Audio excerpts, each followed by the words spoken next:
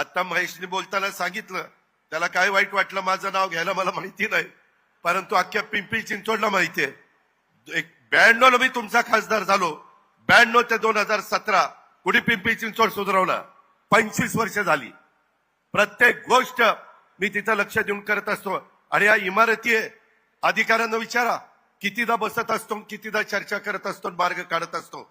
शेवटी आपण युतीमध्ये आहोत. ज्यांनी चांगलं केलं त्याला चांगलं म्हणायला शिका. एवढं काही कंजूसपणा दाखवू नका. मी तरी दिलदार आहे. ज्याने केलंय त्याला मी त्याचं क्रेडिट देत असतो. आयुक्तालय मला वाटतं 15 ऑगस्ट 2018 मुख्यमंत्री त्यावेळेस होते, त्यांनी केलं. आणि आयुक्तालयाची बिल्डिंग आता त्या ठिकाणी होते. त्या बिल्डिंगला चोबे कितीदा बसलो आपण, कितीदा प्रयत्न केला. त्याच्यामुळं हे पिंपरी चिंचवड हे आपल्या सर्वांचं आहे. इथं सगळ्या सुविधा नीट मिळाल्या पाहिजेत. इथं कुठल्याही गोष्टी